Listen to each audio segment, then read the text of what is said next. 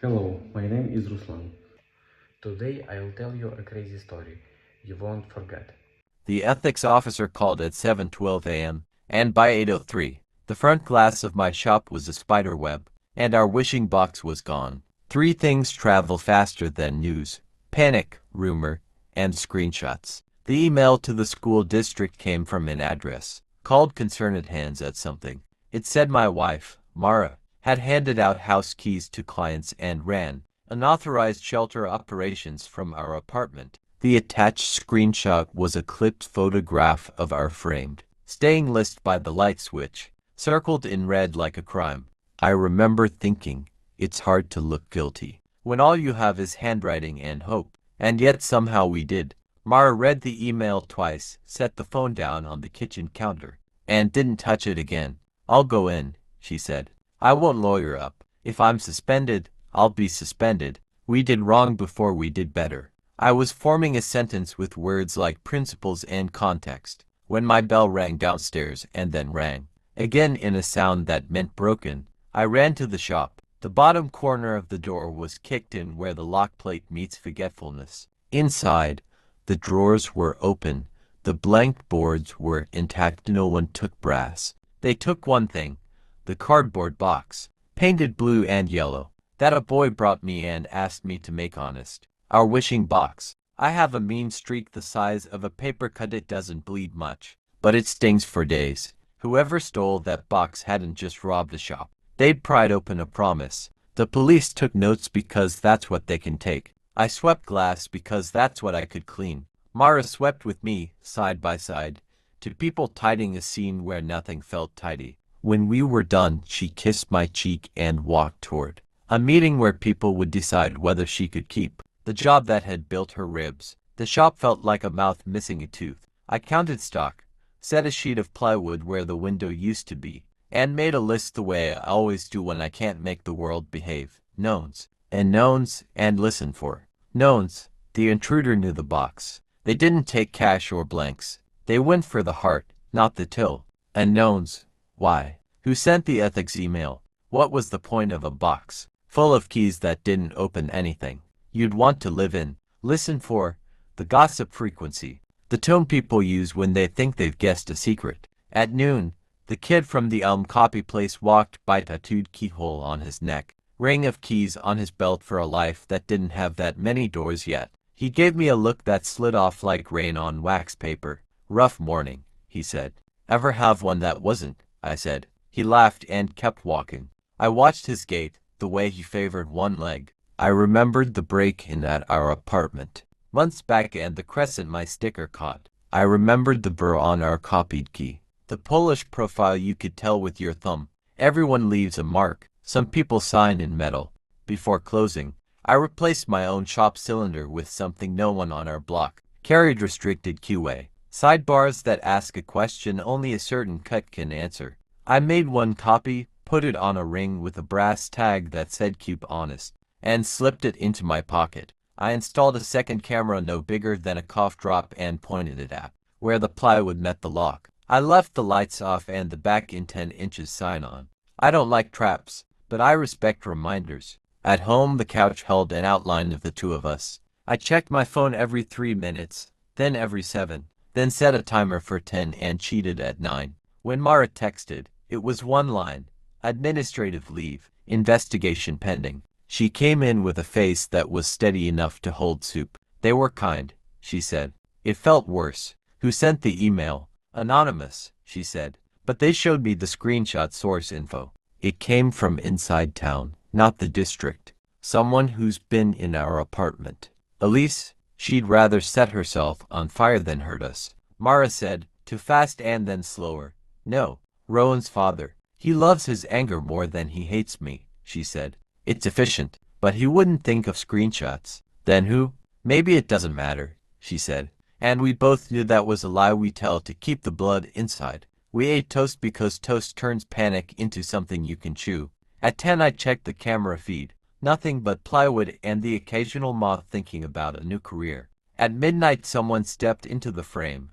Hoodie, gloves, a body that wanted to be unremarkable and almost succeeded. They didn't try the new cylinder. They slid a thin steel shim between door and jamb, where the latch meets its opposite, and loaded the door in 3 seconds with the kind of practice that worries locksmiths. They walked straight to the where the wishing box lived, realized it was gone. Funny how people can look surprised from behind. And then they went to my desk, rummaged, and pocketed my notebook. Not the logbook, my notebook, the one with measurements and marks and the list of addresses, where I owed a callback. They were looking for doors. They turned to leave and brushed their wrist against the plywood. The camera caught a flash, a ring, brass, stamped with a number. It was so quick I would have missed it if I didn't live my life in quarter millimeters. The next morning I walked to the copy place. The kid with the keyhole tattoo, his name was Nico. I'd learned this from the way his boss said it like a complaint, was behind the counter flipping a blank, through his fingers like a coin. Need help? He said. Yeah, I said. I'm looking for a wishing box. He blinked with the particular confusion of someone who knows exactly what you mean, but didn't expect you to say it out loud. We don't sell those. No, I said. But sometimes you steal what you can't sell. I set my phone down with a still of the camera feed. The brass ring stamped 43. He looked at his hand without meaning to. His ring said 43. Little on the nose, I said. Numbered rings for numbered cutters. It's just a fidget, he said. It's a fidget with a clock, I said. The cut stations at your shop are numbered. 43 is the key machine near the window. The one that polishes soft and leaves a bite on the 4th cut when you're in a hurry. He stared past me at a sign that said duplicates while you wait, like it was a prayer. I didn't break your window, he said finally. He didn't say he hadn't been in my shop. Who asked you to? No one asked. Then who paid? He swallowed. A dad. He said his kid's counselor was messing with his family, letting herself in, giving out keys. He said he needed proof to get the court to listen.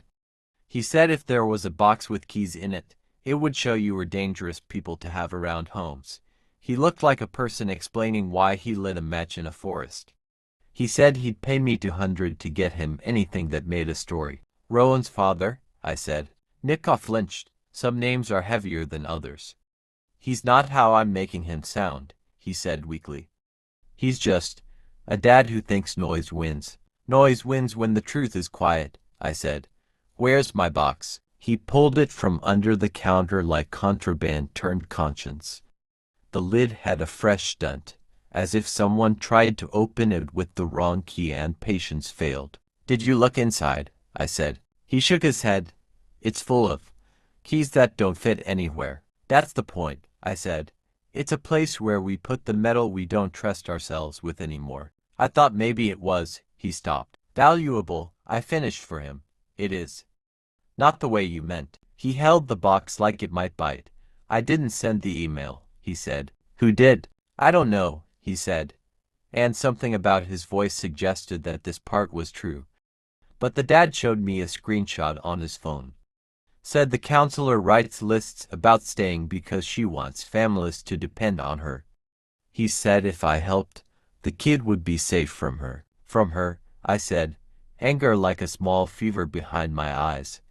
He tried to kick down a bathroom door. We changed the lock at dawn.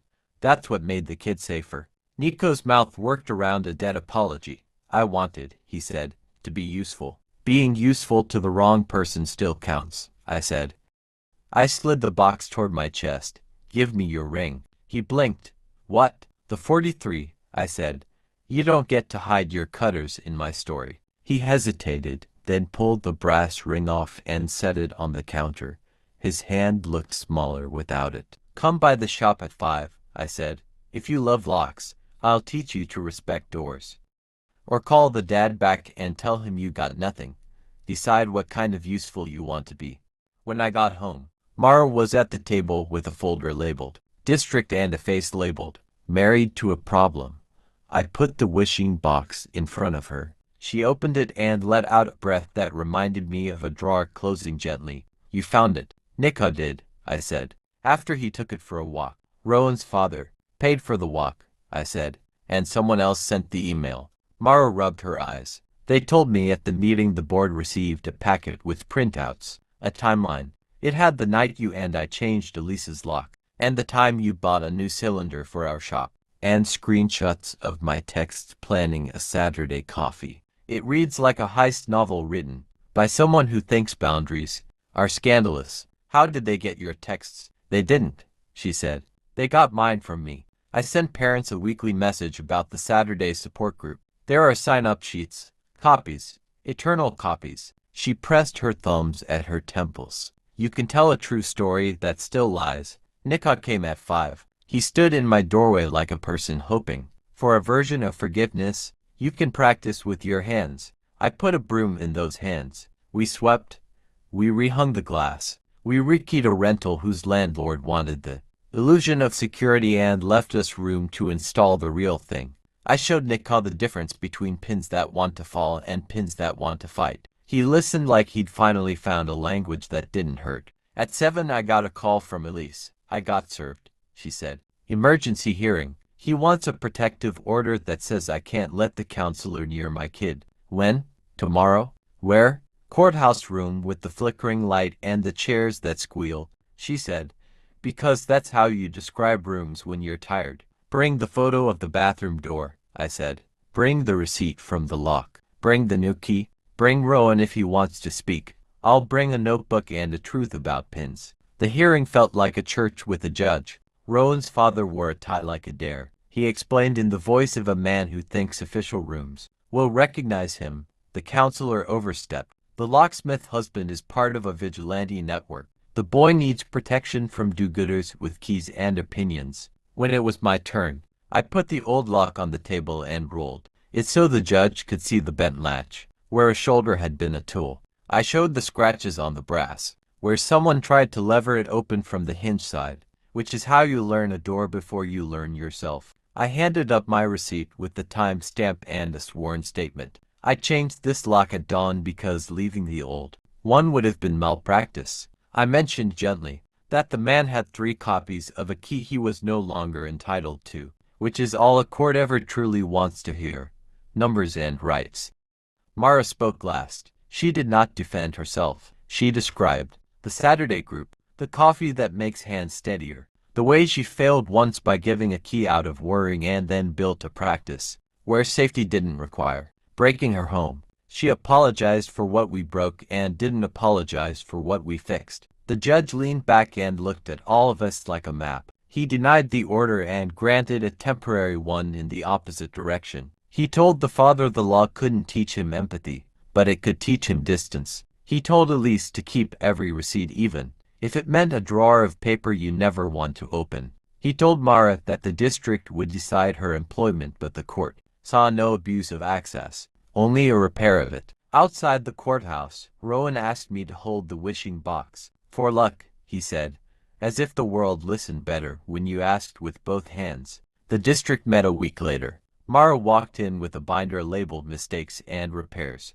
She told the committee the whole thing in the kind of order that asks to be forgiven, while also being ready not to be. They gave her a written warning, a workshop to teach about boundaries without killing compassion, and her job back. I watched her read the letter twice, then smile the way people do when they learn they're allowed to keep being themselves, only sharper. We decided to do something no one asked us to do. Hold a community night at the school called Keys. We don't copy. Parents came because free childcare is an algorithm that works every time. We put the wishing box at the front of the room and let anyone drop in a key-shaped regret. We handed out resource cards with hotline numbers and the addresses of places where doors never lock. I showed kids how pin tumblers work with a clear training cylinder. Rowan did the demo.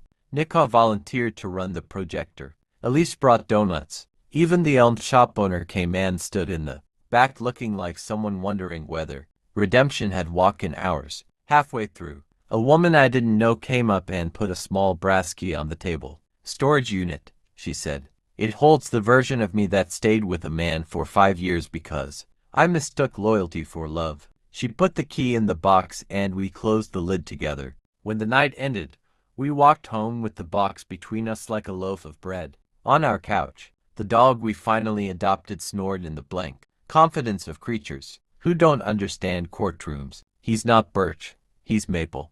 Because we stay where we're planted and because sometimes names are apologies we turn into trees. Near midnight, my phone buzzed. An unknown number. A text that said, "I'm the one who sent the email." It was signed with the first name and nothing else. Ren. I didn't know it. Ren. It could have been wrong number. Or it could have been a parent who thought she was saving her kid by setting a counselor on fire. One typed and erased, then wrote, "If you want to tell the rest. My door is open during business hours and locked respectfully at night." In the morning a letter was slid under the shop door. No return, just paper with a life on it. The writer apologized for fear masquerading as evidence, said she'd heard a story about a counselor collecting families and didn't want to be collected. She said when she learned we hosted a night called Keys We Don't Copy, she realized she had misunderstood what we were building. I showed the letter to Mara. She nodded once. "People do the wrong thing when their hands are shaking," she said. "That's why we build rooms with chairs." We put the letter in the wishing box. We didn't lock it. We didn't need to. Some boxes know when they're full. Later, at the shop, Nika installed a new pane of glass. He sanded the putty line with a care that made me proud and a little sad. "I told the dad I wasn't his guy anymore," he said. "I told him I like keys more than I like noise." What did he say? He said he'd find someone else. He will, I said. But then he'll run out of doors. When the day ended, I turned my sign to closed and watched the street invent its evening. Mara came down with Maple, on a red leash and a face that looked like a page without edits. We walked to the diner with the flicker sign, and sat at the window where Saturdays earned their reputation. Elise joined. Rowan ordered pancakes at the wrong time of day, because that's how you know you're healing. Nika waved as he passed by and didn't come in because some reconciliations are made of space. If you ask me what part 2 is about, I'll tell you it's not about keys. It's about who you let tell your story when you're scared, and how to take the pen back without stabbing anyone. It's about building a room where the only copies we make are of dignity. At night, before sleep, I sometimes feel for the crescent of the sticker on our deadbolt. There isn't one. We stopped using it. It turns out the sound of the lock is enough. It turns, and the house remembers us, and we remember to stay.